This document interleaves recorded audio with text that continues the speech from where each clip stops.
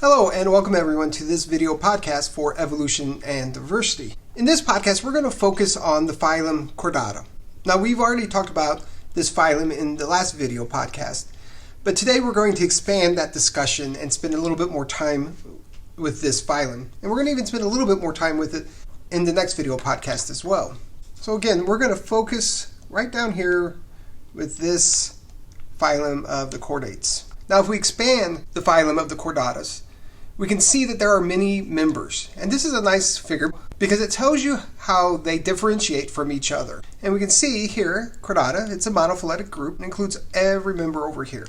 And we can see at this branch point here, they have all of those characteristics that we've talked about before.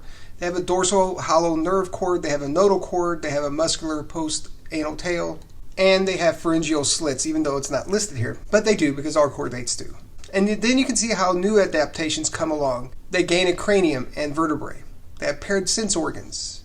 And then they further adapt and have jaws and paired appendages. And then further adapt, developing a lung and internal bones. And then lobe fins, which we'll learn was a very important adaptation to allow for the transition to land. And then we'll talk about developing these limbs, the tetrapods, those that have 4 limbs and live on land. And then we'll talk about the importance of this amniotic egg and how that was such an important adaptation that allowed for the evolution of mammals and reptiles and birds. And then the last one we see down here is that development of the scales and hard keratin, as well as what we see in the mammals, lactation and fur. Now let's move back up here and talk about these two groups here, the Cephalochordata and the Urochordata. These are unique from all the other ones because they don't have a vertebrae. So here are some pictures of the Cephalochordata, also known as the lancelets. They live on the ocean floors and they are suspension feeders. And as we said before, they have all of those characteristics that you would expect to see in any of the chordates. However, unlike many of the other chordates, they don't have vertebrae. This other group also does not have a vertebrae. They are the Urochordata. We also call these the tunicates, and some examples of these are the sea squirts here. They also live on the ocean floors and they're also suspension feeders. And that's all you need to know about the Urochordatas. Okay, just like that, we've knocked off the first 2 groups of the phylum Chordata. And as we move down this phylogenetic tree, we see that we're going to now add the cranium, vertebrae, and paired sense organs. And the first group of animals that have these traits here are the hagfish and the lampreys. And we're going to focus on the lampreys. But before I jump into this discussion of lampreys, I want to talk a little bit more about the importance of the vertebrates. That is, everything we see from this point on until we end our discussion in the next video. What are some common evolutionary trends we see in the vertebrates? And then we'll come back to the lampreys. I'll refer to this figure every now and then just because I think it's a nice, simple interpretation of the vertebrate evolution. So now let's move on to this second objective and identify the features that distinguish vertebrates from other chordates. That is, to distinguish vertebrates from those chordates that don't have vertebrae. So remember, all chordates have a nodal cord, hollow nerve cord, pharyngeal pouches or slits, and a muscular post-anal tail. Even if these traits aren't found in the adult, they're at least all found in the embryo.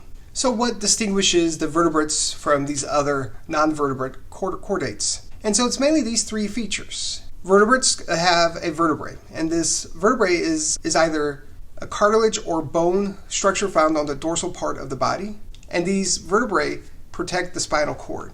Vertebrates also have a cranium. This can also be made of either cartilage or bone, and it encloses the brain. And by enclosing the brain, it protects the brain. Now these first 2 are always included in these distinguishing traits of the vertebrates. However, vertebrates also have 3 main large brain parts. They have the forebrain, which is where the sense of smell will come from, the midbrain for the sense of vision, and the hindbrain, the part of the brain that's in the back of the head, is the sense of hearing and balance. Now, as chordates have evolved, these parts of the brain have also gained new adaptations. So some trends in vertebrate evolution. We start seeing this living endoskeleton. And this skeleton that we have continues to grow, and it allows for a larger body size. And so remember, the advantage to this is there's no molting. Throughout vertebrate evolution, respiration has become more efficient. And this is important because it has supported the metabolic needs of a larger organism. So as organisms have gotten larger, they require more oxygen in order to survive. As the vertebrates evolved, their nervous system also evolved. Throughout evolution, the hindbrain developed a cerebellum and medulla oblongata, and the forebrain contains the cerebrum. And as we'll see throughout the rest of this video, the vertebrates gained adaptation of paired limbs, and these limbs ultimately allowed for the movement onto land. It also improved their mobility and their dexterity. Paired sense organs like the eyes and ears were also important to evolve. Paired eyes provides a binocular vision. Paired ears gives a better location to where an organism hears a particular sound coming from. So both of these traits really aided in the evolution of animals and their ability to survive and find food. Just saying a little bit more about cartilage and bone. As we'll see in just a moment, the first vertebrates didn't have that bony skeleton that we're familiar with. Instead, they had a skeleton based upon cartilage. And even vertebrates that have bony skeletons, their skeleton starts off with cartilage that slowly develops into bone. Whether it's bone-based or cartilage-based, it does a few things. First, it protects us, and it protects certain organs. The bones of our cranium protects our brain, as I said before, and the bones of our vertebrae, they protect our spinal cord. In addition, the bones of our rib cage and our sternum, they protect some of our internal organs, including our heart and our lungs. Now, bones connected with muscles also work together quite well, as you know, and as you can see in this lovely animation here. So having this connection between muscle and bones really provide for a much more controlled movement. And so I'm going to refer back to this figure as we move through, as well as the initial figure we started with. So let's start here by talking about the lampreys. These are the first of the vertebrates, and as we will see, they have cranium and paired sense organs. And the same thing shown here, we see our lampreys right here, having that cranium, paired sense organs, and the vertebrae. So here's a picture of the lovely lamprey shown here. So they have these four traits that you'd expect to see in any chordate, but they also have, as vertebrates, they have a three-part brain that I talked about. They have a cranium that is cartilage-based, and they have paired eyes. And that's all I'm going to say about the lamprey right now. So we've covered these first three, and now we're going to move into the chondrichthyes, that is the sharks, rays, and skates. So here are some pictures of sharks and rays and skates. Their movement is by this undulated type movement, moving their body from side to side and beating their tail, as you see in this video here of this shark. And I'm going to use this word undulate quite a bit when I talk about movement of some of these other animals. And that just means that they're moving either back and forth or up and down in a very smooth, rhythmic manner. Now, as you are probably aware, most of these are predators. But what might surprise some of you is that some sharks and rays are suspension feeders. And I'll show a video of those in just a moment. But the suspension feeders are the manta rays, the whale sharks, and the basking sharks. And these also turn out to be some of the biggest examples of the rays and sharks. They have a variety of ways that they reproduce, and it includes viviparous, oviparous, and ovoviviparous. So let's go ahead and start with this video here showing a great white shark feeding, and it's going to feed upon this unsuspecting seal here.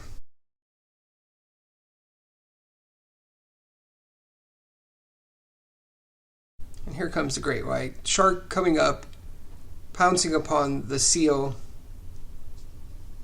and eating it. Good for the shark, not so good for the seal.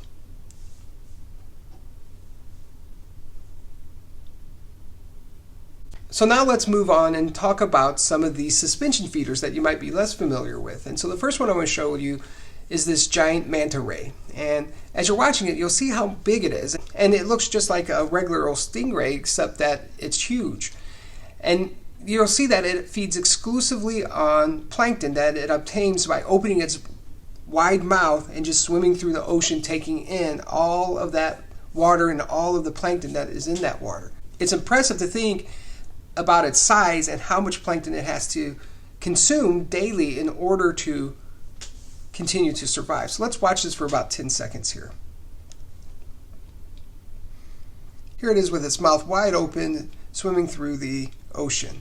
And as you can see, it's a very peaceful animal, and you can see in the video in the background there were scuba divers, so it's no threat at all to anybody near it. So next, let's look at the whale shark. And the whale shark is a massive shark, but like the manta ray, it also feeds almost exclusively on plankton, and in order to survive, it has to take in a lot of plankton. And you'll see here in a moment, as it swims, it's going to open its big wide mouth.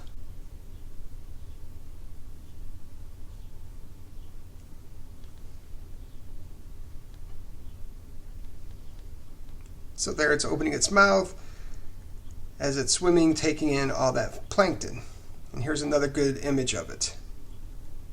Again, very peaceful, just like the manta ray. And you can swim really close to these whale sharks, and it's no threat to you. You're more of a threat to it than it is to you. Next, let's look at this very interesting basking shark. And you'll see here, you can see in the still image here, just how big its mouth is. And as it's swimming through, it's really impressive. Just swimming there with its mouth wide open. You wouldn't want to accidentally fall in that, I guess.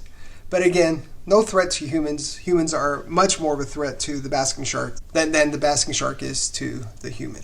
Okay, so as we move away from the Chordates, the sharks, rays, and skates, let's remind ourselves that the adaptations that they added, and that includes jaws and paired appendages. I don't know if I said that when we first introduced these sharks, rays, and skates, so I wanted to make sure I said that before we moved on. All right, so we're moving right along here. We've talked about the Chordata, the Chordata, the Lampreys, and we just finished up with the sharks, rays, and skates. And now we want to move on to the Rayfinned fishes. And they're going to have all the traits that we've seen up to this point, but now we're going to add this internal bone, the endoskeleton, to them. And as we move on, we'll see an example of one that has a lung. Here are some pictures of some common Rayfinned fish, and these are probably some fish that you're familiar with or have seen either in person or on videos or in some kind of aquarium, or maybe even in a Disney movie here and there. So a few things about the Rayfinned fish. Their feeding pattern is that they are most often predators. And as predators, what they will do is they will bring food towards their mouth, and with their protrusible jaws, they will be able to pull that food in and eat it. They will attract food to their mouths through a variety of mechanisms, including sucking the food towards them, or sometimes they will trick them by luring them to the fish itself. And I'll show an example of that in just a moment. So how do they move? Well, they move by swimming in this undulated motion, going from side to side and flapping their fins for more stability and more motion. Now, some Rayfinned fish will have a new adaptation that we call a gas-filled swim bladder. Now, not all of them have it, but those that have it can fill this swim bladder with air, and it keeps them from sinking. As far as reproduction is concerned, most use external fertilization and are considered oviparous. Let me show you a video of an anglerfish capturing its prey. So let's go ahead and look at this anglerfish and see how it's going to feed. You're going to see it's going to settle into the ground, burying itself a little bit, and quite well camouflaged. And it's going to raise a lure and it's going to wave it back and forth, and you're going to see it attracting a fish to it so it can eat. And it moves really fast. And so after they show it in regular speed, they're going to slow it down and show it in slow motion. So there's that lure moving back and forth. And the fish isn't going to be able to resist that. So here it comes, and it's too late now. Gobbles it right up. So now it's going to show it in slow motion.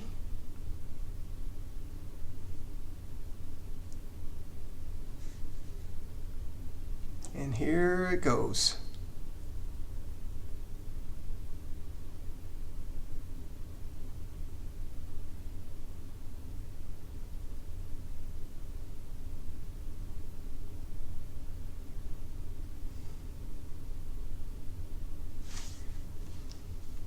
All right, so we're moving right along here. We just finished with our Rayfinned fish. And now we're going to spend a little bit of time talking about the coelacanths, a very interesting fish, and the lungfish, which are also quite interesting. So here's a picture of the coelacanth. And one of the most impressive things to me is that we thought this fish had been extinct for 65 million years. We thought it went extinct with the dinosaurs. It was in the late 1930s when we found a living coelacanth and discovered that some of them still existed. However, they are still a critically endangered species. But they've lasted 65 million years, so maybe they'll keep going on here. Now I indicate here that they're 1 to 2 meters in length because this picture doesn't really indicate size, and so it's important to know that they're pretty big fish. The adaptation that the coelacanths add is that they have lobed fins. And a lobed fin is really important in the course of evolution, and we'll talk more about this in just a moment. These lobed fins have a central bone that have muscles attached to them, so this is very unique compared to the Rayfinned fish. This lobed fin helps with flexibility and can potentially support the body, and as we talk about animals transitioning from the sea to the land, the ability to support your body is going to be critically important. Now, I'm not saying you could take a coelacanth, put it on land, and would be able to walk. That's not what I'm saying. I'm saying it might represent one of these transitionary organisms. And we'll see this again in the lungfish that we'll talk about in just a moment. They have an interesting feeding pattern. They have this hinged jaw that allows them to open their mouth wide open. And unlike what we saw with, say, like the whale shark or the manta ray, they don't just eat plankton. They eat large fish, and they'll even eat squid. So they are carnivores. They have a very slow movement, and they use their 4 limbs in an alternating pattern. And as you watch it swim, it almost looks like what a tetrapod might look like walking on land. In regards to reproduction, they reproduce sexually. They have external fertilization, are typically oviparous, and they will retain that fertilized egg inside of them for a year and sometimes even longer than a year before giving birth. Here's just a picture of one swimming, so let's take a look at it.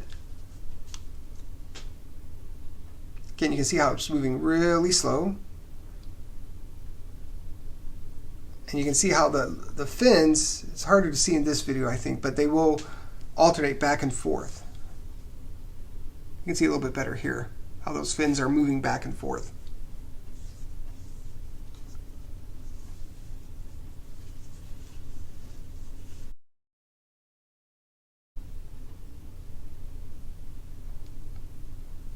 So let's just spend a little bit of time talking about the lungfish.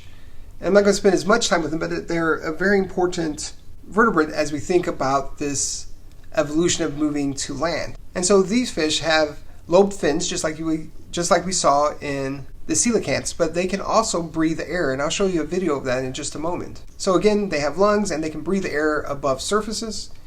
They can even survive for a short period of time on land. And so the question is, when you start looking at the lungfish, could the lungfish or a lungfish-like organism have been that first animal that ventured from the sea to living on land as a land-dwelling organism? Well, let's spend a little time talking about that, but I'm going to show you a video first. So in this video, what you're going to see is the lungfish moving towards the surface of the water, and it's going to poke its head up out of the water and take in a big gulp of air, and then it'll return back into the depths of the water, and it'll be quite happy there for quite some time. So it doesn't always need to take air in from above the surface, but it can, and we'll see that right here. So there it is, it's taking in that big gulp of air. Now it's going to go back down to the bottom and carry on with its daily life. So let's go ahead and I'll talk a little bit more about this transition to land. So luckily we have great fossil records from the Devonian era. This is the time period when animals transitioned from the sea onto land. And as you can see in this illustration here, we have examples from 385 million years ago to 362 million years ago of how a lobe-like fin, shown here, similar to what we see in the coelacanths and the lungfish, how it slowly evolved into something that looks more like an appendage, right? So you have this bone here shown in blue in all cases there that is attached to the main body of the organism, and then these other bones that extend from it that allow for more flexibility and more movement. And then as you get down here to the Coelacanth, you can see an actual appendage here that supports the ability to walk. In addition to the fossil record, there's considerable genetic evidence as well. And some of the strongest evidence comes looking at this family of genes called the Hox genes. And these are genes that are important in embryonic development of vertebrates. And it turns out some of these Hox genes are found in fish, and they are important in establishing the fin. Homologs of these Hox genes also exist in mammals. And in mammals, they're important in the development of the limbs. So the same gene is found in fish and found in mammals, and they play a similar role in developing those limbs. In the case of fish, it's a fin. In the case of a mammal, it's a limb. So these genes are homologous. Understanding how a fin evolved into a limb is incredibly important to understand how animals transitioned from the sea to land. And we'll spend quite a bit of time talking about that in the next video. But to kind of open that story up, let's talk about the amphibians. And so again, we've covered everything up through the lungfish, and now we're ready to talk about amphibian. The group of amphibians here are the first to have limbs. So that's the adaptation that the amphibians have, and also the adaptation all the other chordates have that we're going to talk about. But let's talk about the amphibians right now. And so, as we'll see on the next slide, I'll list these, but you have frogs and toads and salamanders. And this one that's moving down here is another member of this group called the caecilians. So as I mentioned, the amphibians, they are the first ones to have 4 limbs and the ability to live on land. So they're the first tetrapods to live on land, and as I said on the last page, they include the frogs and the toads, the salamanders, and the caecilians. They are all terrestrial, but they still have a need to live near fresh water. Most of these are carnivores in their feeding habits.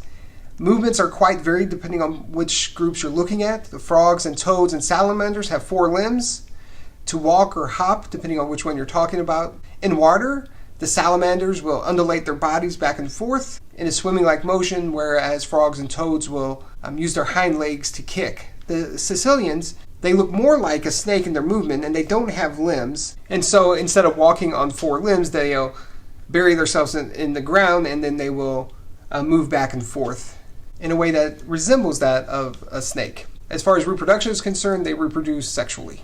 And so that's where I'm going to end today's discussion. Just moving into these first tetrapods that can walk on land, the amphibians. And then in the next video, what we're going to talk about is the importance of developing this amniotic egg and how that led to the development of mammals and reptilia, which include the reptiles that you're familiar with, but also we now classify birds in the group of reptilia. So if you have any questions at all, make sure you reach out to me. If not, I will see you in class. Bye for now.